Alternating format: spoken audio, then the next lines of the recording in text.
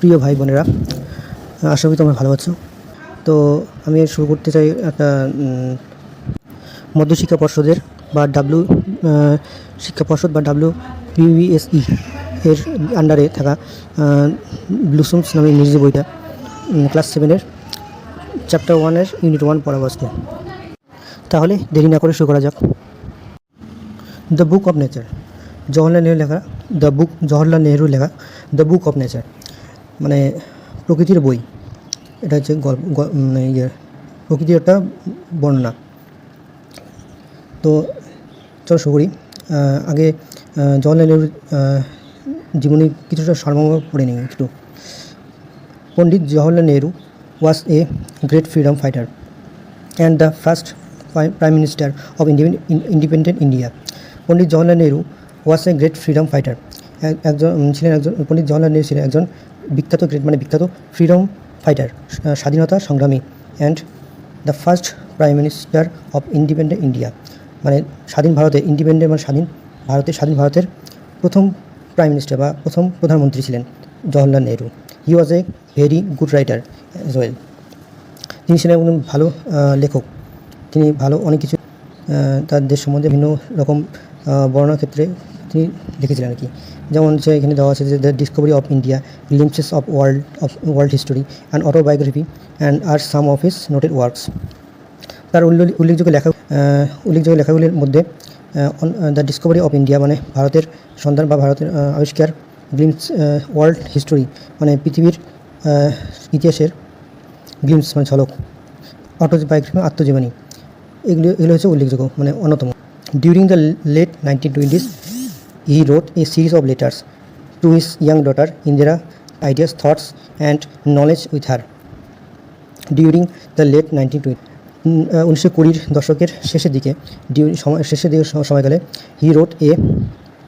তিনি লিখেছিলেন এ series of letters, একসারি চিঠি, সিরিজ মানে সারি অফ লেটার্স মানে চিঠির সারি আর কি, একসারি চিঠি লিখেছিলেন to his young daughter Indira to share his ideas, মানে তার যে ধারণা, তার যে চিন্তাধারা, তার নলেজ, জ্ঞান, এগুলিকে তিনি শেয়ার করেছেন কাকে?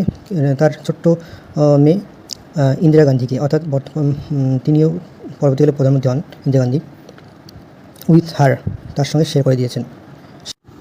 This letters were later compiled into a book titled Letters from a Father to His Daughter. এখানে বলা হয়েছে যে এই চিঠিগুলিকে পরবর্তীকালে সংকলিত করা হয়েছিল, একটা মানে বইয়ে পরিণত করা হয়েছিল, মানে সংকলিত করে বই তৈরি করা হয়েছিল, টাইটেলড, যার শিরোনাম ছিল letters from a father to his daughter. To his daughter মানে হচ্ছে মেয়ের কাছে, লেটার্স ফ্রম এ ফাদার বা মেয়ের কাছে পাঠানো বাবার কিছু চিঠি, মানে এটার মানে হচ্ছে এটা। The present text is an excerpt from the book, যেটা পড়ছি আমরা মানে দ্য বুক অফ নেচার, সেটা হচ্ছে প্রেজেন্ট টেক্সট, এটা হচ্ছে আমাদের পাঠ্য বিষয়। Is an excerpt from the book মানে ওই বইটির সংগ্রহ থেকে সংগ্রহ করা হয়েছে আমাদের এই পাঠ্য বিষয়টা। এক্সার্প্ট মানে সংগ্রহ। এখন শুরু করা যাক unit 1টা। When you and I are together, you often ask me questions about many things and I try to answer them. যখন তুমি আর আমি একসঙ্গে থাকি তখন তুমি মাঝে মধ্যেই ask me questions, আমাকে কিছু প্রশ্ন জিজ্ঞাসা করবে। about many things মানে বিভিন্ন বিষয়ে তুমি আমাকে জিজ্ঞাসা করবে।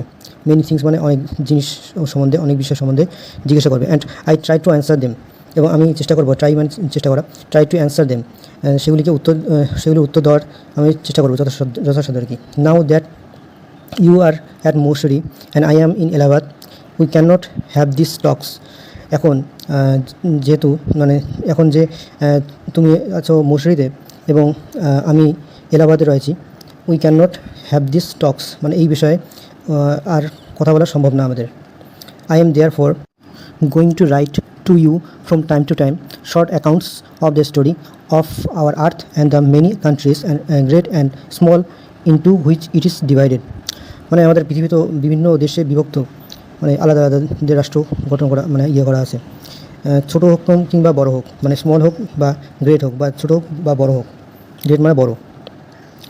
মেনি কান্ট্রিজ, অনেক দেশ, এবং পৃথিবীর পৃথিবীর কাহিনী বা গল্পের কিছু সংখ্যক মানে সামান্য বা সংক্ষিপ্ত ও ডেসক্রিপশন বা বর্ণনা তোমাকে সময় মতো আমি লিখে পাঠিয়ে দিব। তাই দেওয়ার ফর্মে তাই you have read a little about English history and Indian history. তুমি ইংলিশ হিস্টোরি মানে ইংরেজি ইতিহাস এবং ভারতীয় ইতিহাস সম্বন্ধে কিছুটা পড়েছো হয়তো। You have read but of the story of our earth and the many countries, great, small, into which it is divided. But England is only a little island, and India, though a big country, is only a small part of the earth's surface. যদিও a big country, India যদিও এটা বিশাল বড় একটা দেশ, এবং England শুধুমাত্র একটা ছোট্ট দ্বীপ রাষ্ট্র, মানে আইল্যান্ড মানে দ্বীপ, is only a small part of earth surface, মানে পৃথিবীর যে উপরতল মানে শিলামণ্ডলকে বলা হচ্ছে বা স্থলভাগ বলা হচ্ছে, তার ছোট্ট একটা অংশ মাত্র। If we want to know something about the story of this world of hours, we must think of all the countries and all the peoples that have inhabited it, and not merely of one little country where we may have been born. If মানে যদি we want to know something about the story of the world of ours, আমাদের পৃথিবীর কিছু গল্প বা কাহিনী সম্পর্কে যদি আমরা কিছুটা জানতে চাই, want to know, we must think of all the countries, আমাদের সমস্ত দেশগুলি, যত দেশ আছে সবারই কথা চিন্তা করতে হবে বা ভাবতে হবে। থিঙ্ক মানে ভাবা, must, and all the peoples, এবং সেখানকার লোকেদের কথা ভাবতে হবে, দ্যাট হ্যাভ ইনহ্যাবিটেড ইট, যারা সেখানে বসবাস করে, মানে যে দেশগুলিতে বসবাস করে বা পৃথিবীতে যারা বসবাস করছে আর কি। ইনহ্যাবিটেড মানে বসবাস করা। And not merely of one little country where we may have been born, শুধুমাত্র আমরা একটা ছোট্ট একটা দেশের কথা, লিটল কান্ট্রি বা ছোট্ট একটা দেশের কথা ভাবলেই হবে না, where we may have been born, যেখানে আমরা সম্ভবত জন্মগ্রহণ করেছি আর কি। I am afraid I can only tell you very little in this letters of mine, আমি একটু ভীত, কারণ আমার মনে হয় যে I can only tell you, আমি শুধুমাত্র সামান্যতম মানে ভেরি লিটিল মানে ডেসক্রিপশন বা বর্ণনা তোমাকে দিয়েছি, মানে পৃথিবীর সম্বন্ধে আর কি, যেটা আমার মধ্যে এই চিঠির মধ্যে ছিল আর কি, সেটাকে দিতে পেরেছি আর কি। অফ মাইন্ড মানে আমার যত চেষ্টা ছিল তোমাকে দেওয়া আর কি, শেয়ার করা আর কি। But that little I hope will interest you and you make you think of the world as a whole মানে সমগ্র। বাট দ্যাট লিটিল, সেই ছোট্ট একটা ধারণা বা কনসেপ্ট বা কী বলে ডেসক্রিপশন বা বিবরণ, আই হোপ সেটা হয়তো তোমাকে আশা করি সেটা হয়তো তোমাকে উৎসাহী করে তুলবে, ইন্টারেস্ট জেগে তুলবে, মানে তোমার মধ্যে উৎসাহ জেগে তুলবে। And make you think of the world as a whole, এবং সমগ্র পৃথিবী মানে হোল মানে সমগ্র WHOLE, হোল মানে সমগ্র পৃথিবীর চিন্তা তোমাকে ভাবিয়ে তুলবে, মানে সমগ্র পৃথিবী তোমাকে ভাবিয়ে তুলবে নাকি। And of other peoples in it as our brothers and sisters, মানে পৃথিবীর বিভিন্ন অংশে ছড়িয়ে থাকা আমাদের ভাই বোনেদের কথা তোমাকে ভাবতে হবে, ভাবিয়ে তুলবে আর কি। When you grow up, you will read about the story of the earth and her peoples in fat books. যখন তুমি বড় হবে, গ্রো আপ করবে বা বড় হবে, you will read about the story of the earth and her peoples in fat books. তুমি একটা মোটা বইয়ের মধ্যে পৃথিবীর সম্পর্কে এবং তার মানুষের সম্পর্কে একটা গল্পর বিষয়টা জানতে পারবে। And you will find it more interesting than any other story or novel that you may have read. তুমি you will find it more interesting, তুমি এটা দেখে মানে এটা পড়ে আরও আগ্রহী হবে than any other story of novel, এবং বিভিন্ন উপন্যাস বা গল্প পড়ে যেটুকু জানতে পেরেছো তার থেকে আরও বেশি জানার উৎসুক হবে বা জানার আগ্রহ জেগে উঠবে তোমার মধ্যে। That you may have read, যেটা তোমার পড়া উচিত আর কি। You know of course that our earth is very very old, millions and millions of years old.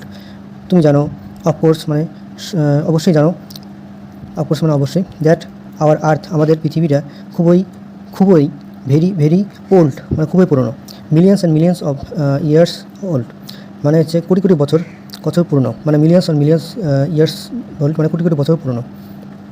And for a long long time there were no man and women living in it, এবং দীর্ঘ সময় ধরে, মানে for a long long time মানে অনেক অনেক সময় ধরে, দেয়ার ওয়ার সেখানে কোনো মানুষ বা কোনো পুরুষ বা মহিলার কোনো অস্তিত্ব ছিল না, লিভিং ইন ইট বাস করতো না আর কি।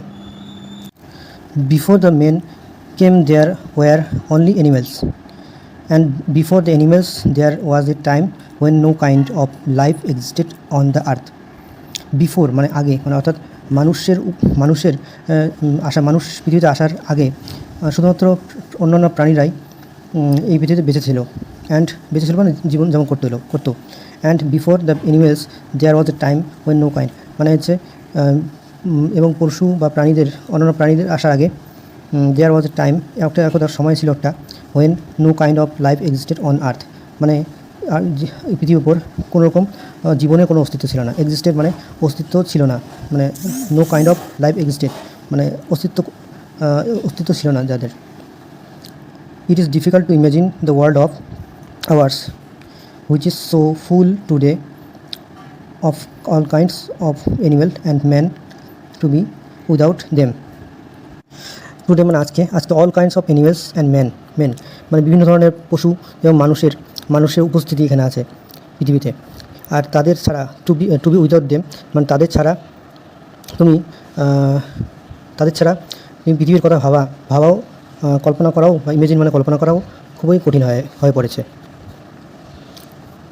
But scientists and those who have studied and thought a great deal about these matters tell us that there was a time when the earth was too hot for any living being to live on it.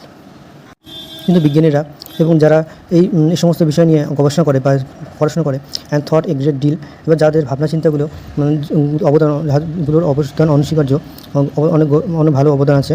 About this matters tell us, about এই সমস্ত বিষয়ে তারা বলে যে there was a time when the earth was too hot for any living being to live on it.